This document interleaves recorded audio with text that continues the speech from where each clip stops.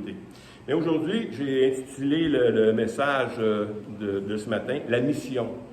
Parce que c'est la mission que le Seigneur a confiée à l'Église qui fait qu'on va accomplir ça. C'est parce que lui nous appelle à le faire. Est-ce que vous êtes appelés à faire la mission? Tout le monde est appelé à faire la mission. Peu importe les dons qu'ils ont reçus, on est tous appelés à faire la mission de Dieu. Et aujourd'hui, comme j'ai dit tantôt, on va établir le fondement biblique de la mission, comment Dieu nous appelle, comment Dieu fait les choses, parce que c'est très important. Écoutez, j'ai à peu près entre 25 et 30 livres dans ma bibliothèque sur l'évangélisation. Pas un des livres parle de la mission dans les fondements bibliques comme je vais parler ce matin. Fait que c'est important parce que les gens pensent que l'évangélisation, c'est seulement aller déclarer le message de l'Évangile aux gens pour qu'ils soient sauvés. Mais c'est bien plus que ça. La mission que le Seigneur nous a donnée, c'est bien plus grand que ça. C'est aussi de faire des disciples, c'est aussi de faire les baptisés et tout ça. Mais c'est encore plus grand que ça. Puis ce matin, on va voir quelques passages, vraiment, tout ce que la Bible nous dit sur la mission et ce qu'il nous donne pour accomplir notre mission. Vous êtes prêts? On va commencer avec, dans Marc 1, 16 à 17. On a des indices qui commencent là, parce qu'on dirait que c'est comme une révélation progressive. Juste avant de lire Marc 1, 16 à 17, j'aimerais vous demander combien de fois Jésus a envoyé l'Église faire la mission, officiellement dans la parole de Dieu. Combien de fois? 3 fois. Il y a 3 choses essentielles que le Seigneur a fait. Puis dans les 3, ça s'équivaut, c'est tout pareil. On fait toute la même chose dans les 3. Puis c'est important de le saisir parce que des fois, on voit ça comme quand Jésus a envoyé premièrement les 12. Il les a envoyés avec une puissance. Ensuite, il a envoyé combien? 70. Il en a envoyé 70. Vous êtes gênés, vous avez peur. Il en a envoyé 70 avec les mêmes pouvoirs. Ensuite, il a envoyé l'Église avec les mêmes pouvoirs également. Puis c'est là que je veux emmener les fondements bibliques parce que le Seigneur, il n'a pas changé. La mission est toujours la même depuis le début. Lisons ensemble. Marc 1, 16 à 17. Comme il passait le long de la mer de Galilée, il vit Simon et André, frère de Simon, qui jetaient un filet dans la mer, car il était pêcheur. Jésus leur dit, « Suivez-moi et je vous ferai pêcheurs d'hommes. » Donc là, tu as un bon indice. Là, si tu veux suivre Jésus, c'est déjà un indice. Il nous demande d'être des pêcheurs d'hommes. Mais là, c'est pas défini trop tôt. Les pêcheurs d'hommes, comment sont-ils dans la mer? Sont où? Je ne suis pas sûr qu'ils ont compris ce que Jésus voulait dire là. Mais dans Marc 3, 13 à 15, pas longtemps après, là, il monte sur la montagne. Il monta ensuite sur la montagne, il appelait ceux qu'il voulut, et ils vinrent auprès de lui. Il les établit 12. Il en établit 12 pour les avoir avec lui et pour envoyer prêcher avec le pouvoir de chasser des démons. Wow!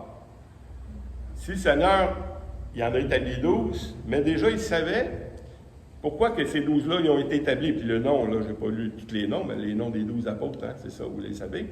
Vous l'avez déjà lu, du moins. Mais il les a envoyés avec un pouvoir. Un pouvoir de chasser des démons. C'est quelque chose. Puis quand tu vois le ministère de Jésus, tout au long de son ministère, Jésus, il leur a montré comment faire ça, comment guérir, comment prendre soin des gens. Si on veut juste résumer entre nous, là, c'est quoi le ministère de Jésus? C'était son ministère terrestre. Qu'est-ce que fait Jésus? Il y a quoi? Il a fait la volonté de son Père, mais dans le concret, c'est quoi qu'il a fait? C'était quoi sa mission? Annoncer la bonne nouvelle. Faire connaître le Père, c'est ça, annoncer la bonne nouvelle. Il a fait quoi? Des miracles. Il a chassé des démons. Il a pris soin des gens. Il a guéri des malades. Il a ressuscité des gens. Hein? Ils en ont nourri plusieurs fois. Il a fait des miracles, et des miracles, et des miracles, et des miracles. Et il y en a quelques-uns qui ont suivi. Mais quand que Jésus dit qu'il nous donne une mission, là, c'est qu'il nous donne sa mission. C'est sa mission. Ce que moi j'ai commencé, là, vous autres, vous allez le finir. Puis c'est de même qu'on va voir avec toutes les Écritures. Bien, on va y aller tranquillement. Dans Marc 6, 6 à 7, premièrement, ils s'étonnaient de leur incrédulité. Jésus parcourait les villages d'alentour et enseignait. Alors, il appelait les 12 et il commençait à les envoyer 2 par 2 en leur donnant pouvoir sur les esprits impurs. Et juste le passage suivant, 12 à 13, ils partirent et ils prêchèrent la repentance. Et ils chassaient beaucoup de démons, ils oignaient d'huile beaucoup de malades, et ils les guérit. Ça, c'est la mission des 12. Est-ce que ça l'a changé aujourd'hui? On va le voir. Pas longtemps après, Luc 10, 1. Après cela, le Seigneur désigna encore 70 autres disciples. Pourquoi je veux le rapporter celui-là? Parce que j'entends des enseignements qui disent non, c'est juste les apôtres qui avaient le don de guérir, puis d'exercer le ministère comme ça. Puis oui, c'est arrivé dans d'autres places, mais c'était pour démontrer que, si c'était pour démontrer dans ce temps-là, pourquoi aujourd'hui ça ne serait pas pour démontrer encore? C'est la même chose, c'est le même évangile, c'est le même appel que le Seigneur nous envoie à faire. Et puis, après cela, il envoyait 70 autres disciples, il les envoyait 2 par 2 devant lui, dans toutes les villes, dans tous les lieux où lui-même devait aller. Hein? Déjà, on voit quelque chose qui se prépare ici. Jésus il envoie 70 personnes dans toutes les villes où lui-même devait aller. Il y a des campagnes d'évangélisation qui sont en train de se faire. Ils s'en vont préparer ça. Mais qu'est-ce qu'ils faisaient, eux autres, pendant ce temps-là? Hein? Mais on va le voir tout de suite après. Mais la première chose que ces gens-là, quand ils allaient dans les villes, là, puis dans les maisons, là, ils devaient dire quelque chose. Verset 5. Dans quelques maisons que vous entriez, dites d'abord que la paix soit sur cette maison. Que la paix soit sur cette maison. Quelle paix? Celle du Seigneur. Celle du Seigneur et notre paix. Il dit que votre paix. Hein? Si vous dites ça, que la paix soit du Seigneur, s'ils ne sont pas dignes, votre paix vous sera retournée. C'est votre paix aussi. Mais c'est la même. La paix que le Seigneur met sur nous et notre paix, c'est la même. C'est la même chose. Puis ça, il faut être conscient que quand on fait la mission, là, c'est pas par nos propres efforts. C'est pas par notre onction, c'est pas par ces choses-là, mais c'est la paix du Seigneur qui nous accompagne constamment quand on va faire la mission. Si on n'est pas conscient de ça, on va y aller avec nos forces. On va penser que parce qu'on a bien étudié notre texte là, à leur dire, là, qu'ils vont comprendre. Non, ils ne comprennent pas plus. Quand même, tu écrirais ça en gros, puis en rouge, puis ils ne comprennent pas. C'est l'Esprit qui doit convaincre. Puis si l'Esprit ne t'accompagne pas quand tu vas faire la mission, bien, tu ne peux pas rien faire. Il n'y a rien qui va se produire. Versets 8 et 9. Dans quelques villes que vous entriez et qu'on vous le reçoive, mangez ce qui vous sera présenté. Guérissez les malades qui s'y trouvent. Et dites-leur, le royaume de Dieu s'est approché de vous. On a parlé de l'identité du chrétien hein, depuis quelque temps. Là, on a vu que l'ambassadeur, on est des ambassadeurs. Un ambassadeur, ce qu'il dit, là, ça a autant d'autorité que le pays qui l'envoie. Mais c'est la même chose. Quand on a une mission, si le Seigneur nous confie une mission, il va nous confier la même chose que qu'est-ce que lui dit. Puis tout ce qu'on va dire, là, ça représente lui. C'est lui que ça représente. C'est pour ça que c'est important de bien comprendre tous les termes de la mission. Verset 16. Celui qui vous écoute, m'écoute. Celui qui vous rejette, me rejette. Et celui qui me rejette, rejette celui qui m'a envoyé. Hein, ça confirme ce que je viens de dire. Hein? Quand vous parlez, puis quelqu'un vous rejette, c'est pas vous qui rejette. C'est le Seigneur qui rejette. S'il rejette le Seigneur, c'est Dieu lui-même qui rejette. Fait que l'autorité du croyant, quand on fait de la mission, c'est vraiment sa puissance à lui. C'est son nom à lui qu'on prend. C'est toutes ces choses glorieuses qu'on prend et qu'on s'en va faire la mission ensemble. Il faut les comprendre, ces choses-là.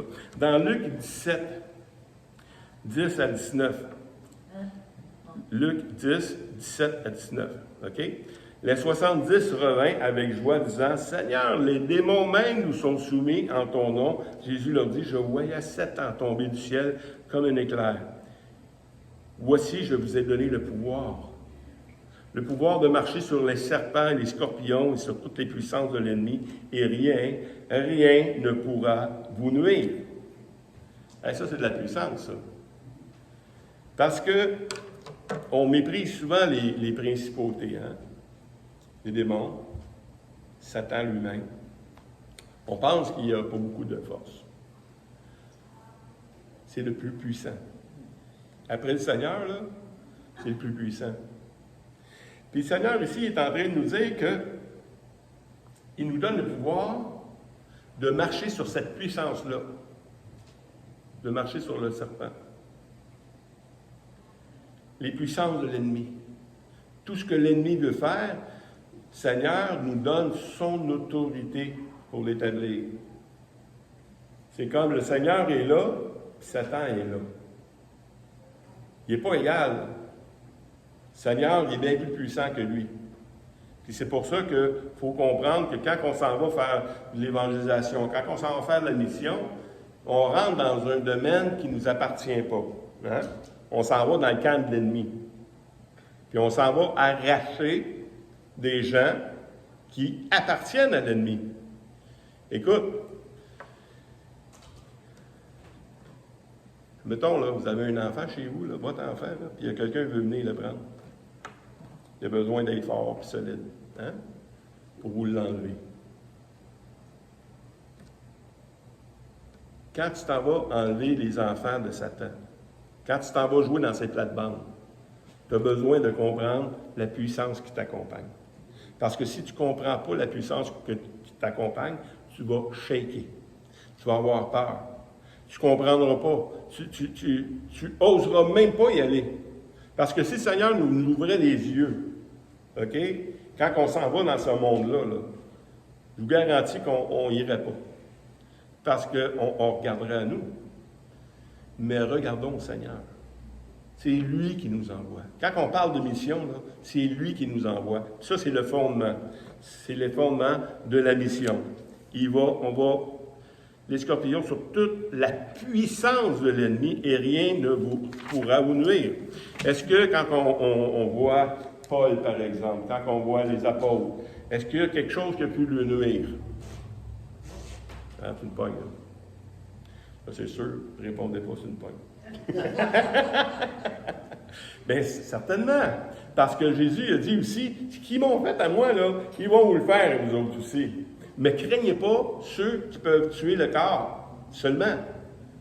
Craignez le Seigneur. Parce que le Seigneur, il est là avec nous autres, et il nous donne la puissance de faire ces choses-là. Des fois, on est audacieux. Quand je vois David, là, quand il a été contre Goliath, là, il n'y en a pas un gars qui voulait y aller contre lui, là, parce qu'il regardait à l'homme. Mais David, c'est quoi qu'il a fait? Non, c'est au nom de l'Éternel que je vois là. Peu importe la grandeur du bonhomme en avant de moi, là, c'est au nom de l'Éternel que je vois là. Bien, c'est exactement ça la mission du Seigneur, qui nous a confiée. Oui, c'est gros. Oui, c'est épeurant des fois quand on pense à tout ce qui se passe là. Mais le Seigneur nous accompagne. Je mets les feuilles. Éphésiens 1, 18 à 23. Paul, justement, il demandait au Seigneur d'illuminer les yeux de leur cœur.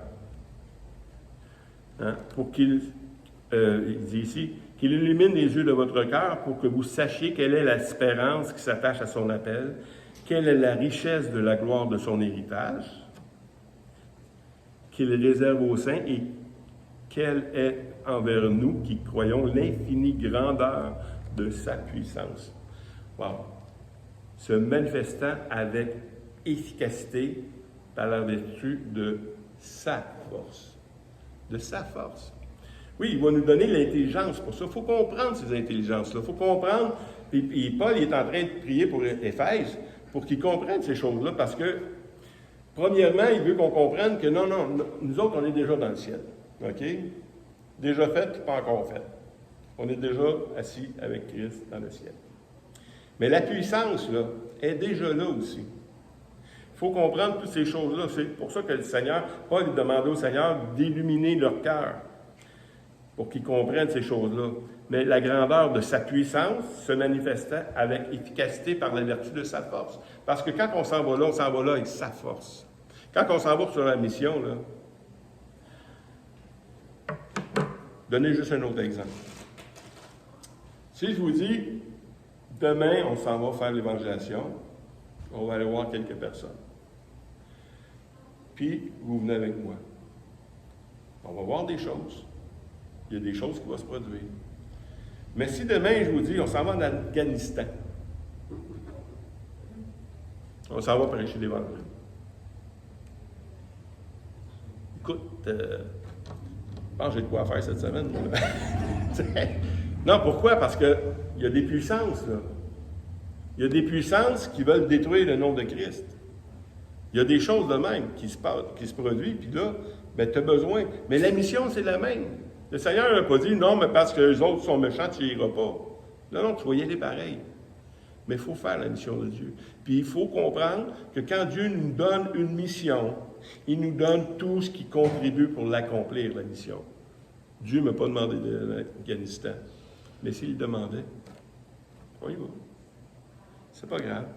On va y aller. Je ne sais pas comment on va revenir. On va y aller. On continue le texte. Il l'a déployé en Christ en le ressuscitant des morts et en le faisant asseoir à la droite dans les lieux célestes, au-dessus de toute domination, de toute autorité, de toute puissance. Il est au-dessus de ça, de toute dignité, de tout nom qui peut se nommer, non seulement dans le siècle présent, mais encore dans le siècle à venir. Il a tout mis sous ses pieds. Il l'a donné pour chef suprême à l'Église, qui est son corps, la plénitude de celui qui est rempli de tout, en tous. Tout y a été donné. Toute autorité a été donnée à Christ. Il n'y a rien que Christ est au-dessus de lui. Lui est au-dessus de tous. Et ici, il dit qu'il a tout mis sous ses pieds. Il l'a donné pour chef. Le chef de l'Église, c'est quoi? Le chef de l'Église, c'est la tête. Un couvre-chef, la tête. Et si le corps de Christ, c'est l'Église. Puis Dieu dit, il a tout mis sous ses pieds, les puissances de l'ennemi.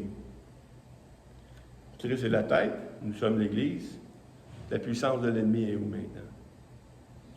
En dessous de nos pieds. Il faut comprendre ces choses-là. On va voir des textes qui en parlent. Dans Romains 16, 19 à 20. Pour vous, votre obéissance connue de tous, je me réjouis donc de votre sujet. Et je désire que vous soyez sages en ce qui concerne le bien et purs en ce qui concerne le mal. Le Dieu de paix écrasera bientôt Satan sous vos pieds. Que la grâce de notre Seigneur Jésus-Christ soit avec vous. Il va écraser. Il dit que Paul est en train de dire à Romains que bientôt, il va être sous vos pieds. Si l'Église prend sa disposition. Je vois souvent des gens qui se disent chrétiens, puis qui se laissent brasser par l'ennemi. Je vois des familles de chrétiens qui se font brasser par l'ennemi. Et les chrétiens, on ne sait pas comment combattre. On ne sait pas l'autorité qu'on a reçue. Il faut prendre l'autorité. Il faut apprendre à faire les choses selon le Seigneur, selon la puissance que nous avons reçue. Si on ne le fait pas, là, ben, on se laisse bafouer.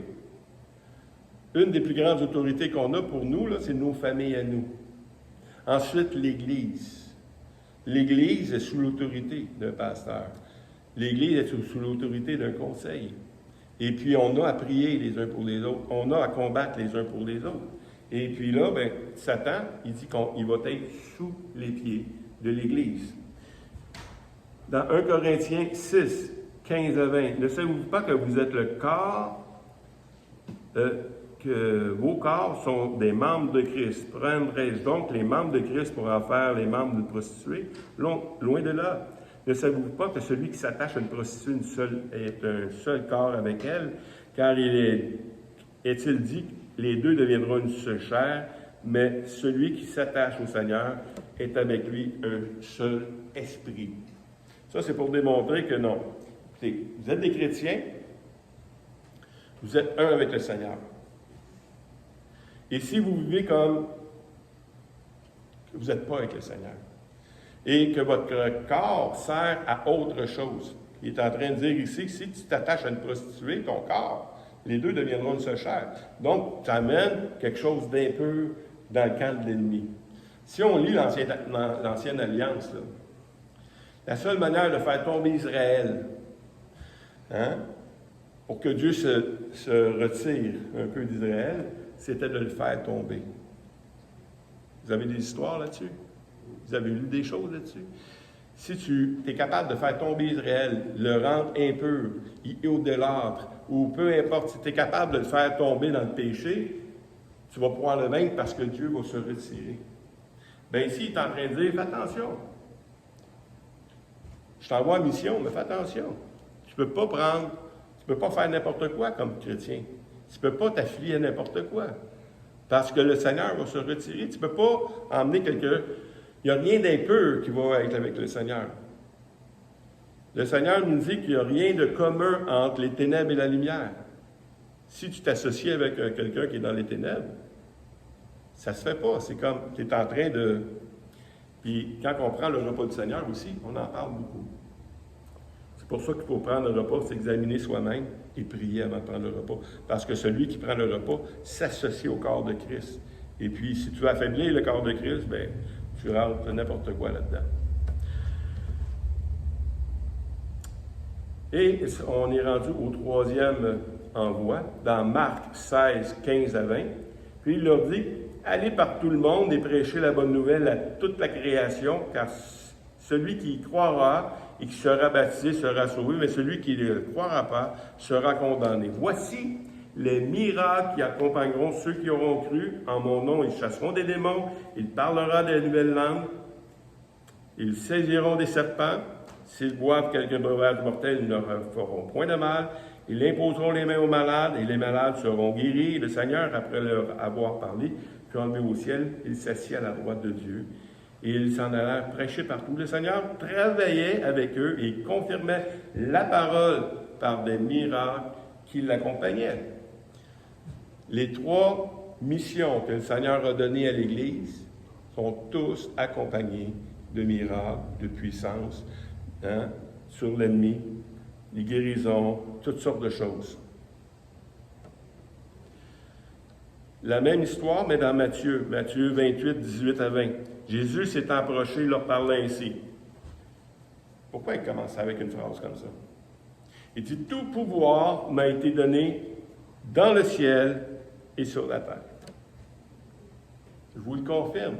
Tout pouvoir m'a été donné dans le ciel et sur la terre. Allez, faites de toutes les nations des disciples en les baptisant au nom du Père, du Fils et du Saint-Esprit, et enseignez-leur à observer tout ce que je vous ai prescrit. Et voici, je suis avec vous tous les jours, jusqu'à la fin du monde.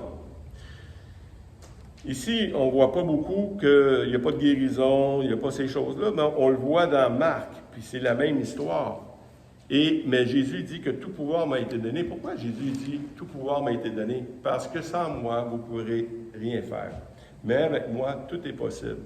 J'ai la puissance et puis je suis avec vous jusqu'à la fin du monde, tous les jours. Je suis avec vous tous les jours jusqu'à la fin du monde. Hey, c'est quelque chose, ça. Il nous accompagne. Il ne nous envoie pas tout seul. Il nous donne sa puissance. Il nous donne tout ce qui contribue à notre ministère. Dans Luc 24, 46, 49, il leur dit ainsi, il a été écrit que le Christ souffrirait et qu'il ressusciterait des morts le troisième jour et que la repentance et le pardon des péchés seraient prêchés en son nom. Et toutes les nations, à commencer par Jérusalem, vous êtes témoins par ces choses. Et voici, j'enverrai sur vous ce que mon Père a promis. Mais vous restez dans la ville jusqu'à ce que vous soyez revêtus de la puissance d'en haut. Bon. Je vais vous envoyer, mais attendez un peu. C'est le seul temps qu'il fallait attendre. Attendez. Je vous envoie là, mais attendez. Puis, il avertit que vous allez recevoir quelque chose. Vous serez revêtus de la puissance d'en haut. Quand on parle de l'autorité du croyant, on parle de cette autorité-là, on parle de cette puissance-là. Puis sans le Saint-Esprit, ben, tu sais, c'est drôle parce que le Seigneur il a envoyé 2 fois. Il a envoyé les 12 avec une puissance. Je ne sais pas comment l'Esprit agissait. Il a envoyé les 70 après. On ne sait pas comment l'Esprit agissait. Mais sans l'Esprit, il ne pouvait pas rien faire pareil, là. Hein? Mais j'ai réfléchi à ça, puis quand je voyais Saül, par exemple, Saül, quand il était à poursuivre David, il y avait les écoles de prophètes. Hein? Il y avait des écoles de prophètes, puis là, aussitôt que les gens arrivaient proche de là, eux-mêmes tombaient dans l'esprit. Hein? Ils commençaient à prophétiser, ils commençaient à faire les choses de Dieu. Mais je pense que c'était un peu ça. Quand le Seigneur était avec eux, là, tu avais cette onction-là qui était assez puissante, qui débordait du Seigneur, qui était sur eux pour accomplir la mission. Et puis, ici, il nous dit d'attendre. Il dit, attendez. Et puis, parce que là, il y a quelque chose de gros qui s'en vient. Et puis, vous allez être revêtus de ça. Dans Actes 1, 4 à 5, comme il se tournait vers eux, il leur recommandait de ne pas s'éloigner de Jérusalem, mais d'attendre ce que le Père avait promis. Ce que vous ai annoncé, leur dit-il, car Jean a baptisé d'eau, mais vous, dans peu de jours, vous serez baptisés du Saint-Esprit. Si le Seigneur s'en va, à un moment donné, il a dit, il vous est avantageux que je m'en aille. Parce que si je ne m'en vais pas, le Saint-Esprit ne pourra pas venir. C'est avantageux que le Saint-Esprit vienne. Puis quand le Saint-Esprit va venir, là, il va être toujours avec vous. Vous allez toujours avoir cette puissance-là. Bien, en même temps, c'est l'Esprit de Dieu, mais c'est l'Esprit de Christ en même temps. C'est le même esprit. C'est pour ça qu'il est important aussi de comprendre ces choses-là. Versets 8 et 9. « Mais vous recevrez une puissance, le Saint-Esprit survenant sur vous, et vous serez mes témoins à Jérusalem, dans toute la Judée, dans la Samarie, et jusqu'aux extrémités de la terre. » Après avoir dit cela, il fut élevé pendant qu'il le regardait, et une nuée le déroba à leurs yeux. Donc, on voit qu'après avoir dit que le Saint-Esprit va venir, le Seigneur est parti. Mais il y a encore une fois, il répète que vous recevrez cette puissance-là. Puis dans Actes, si vous n'avez jamais lu les Actes, quand le Saint-Esprit vient sur eux, il s'est mis à prophétiser en langue. Hein? Il s'est mis à... Puis là, le monde, il dit, wow, ils sont fous, eux autres. Là. C'est quoi qui se passe ici? Ils sont sous, tu sais. Mais non, on n'est pas sous. C'est la puissance de Dieu qui vient là. Et puis, qu'est-ce qui s'est produit après que ça s'est fait? Dans Actes 2, 17 à 21, « Mais dans les derniers jours, dit Dieu, je répandrai mon esprit sur toute chair. Vos fils ou vos filles prophétiseront, vos jeunes gens auront des visions et vos vieillards auront des songes. Oui, sur mes serviteurs et mes servantes, dans ces jours-là, je répandrai de mon esprit et ils prophétiseront. » Verset 19. « Je ferai paraître des prodiges en haut dans le ciel et des miracles en bas sur la terre, du sang, du feu et une vapeur de fumée. Le soleil se changera en ténèbres et la lune en sang avant l'arrivée du jour du Seigneur, de ce jour grand et glorieux. Alors quiconque invoquera le Seigneur sera sauvé. » Ce temps-là, un coup qu'ils ont été baptisés, ça c'est une prophétie. On retrouve ça dans Ésaïe, dans Joël, dans plusieurs livres de l'Ancienne Alliance. Ce jour-là, que le Saint-Esprit va venir. Puis quand le Saint-Esprit va venir, qu'est-ce qui va arriver? Il va y avoir il va y avoir des signes dans le ciel. Il va y avoir des miracles qui vont se faire sur la terre.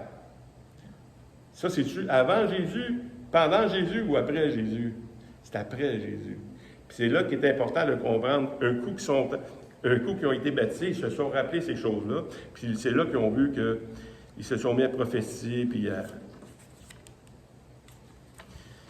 faire réparer des prodiges en haut dans le ciel et des miracles en bas sur la terre. On est quasiment fini. Dans Actes, on continue dans notre cheminement. Dans Actes 2, 38 et 39, Pierre leur dit, « Repentez-vous et que chacun de vous soit baptisé au nom du Seigneur Jésus par le pardon des péchés, et vous recevrez le don du Saint-Esprit, car la promesse est pour vous, pour vos enfants et pour tous ceux qui sont au loin, en aussi grand nombre que le Seigneur les appellera. » On vient de voir que le Saint-Esprit, quand il va descendre, là, il va faire des choses, des miracles, des prodiges, toutes sortes de choses.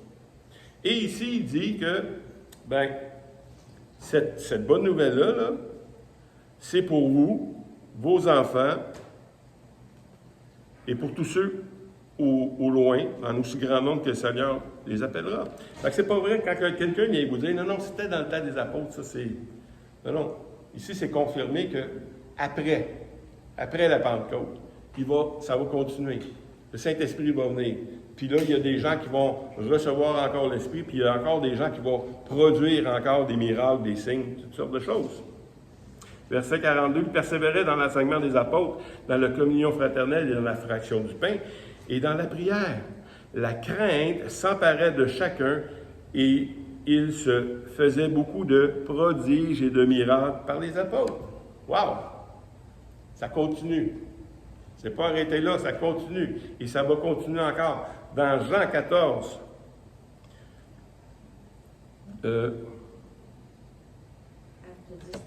Acte 10, 38 avant. Vous savez comment Dieu a oint du Saint-Esprit de force Jésus de Nazareth, qui allait de lieu en lieu, faisait du bien, guérissait tous ceux qui étaient sous l'emprise du diable, car Dieu était avec lui. Car Dieu était avec lui. Ça, c'est une parole importante dans tout ce qu'on a lu. Parce que chaque fois que Jésus dit « Allez, et je serai toujours, tous les jours avec vous. » Allez, on va faire ça. Allez guérir des gens, et je vais confirmer votre parole par des signes, des miracles, des prodiges, et je vais confirmer votre parole par des signes, des miracles, des prodiges, puis Jésus, il les accompagnait toujours.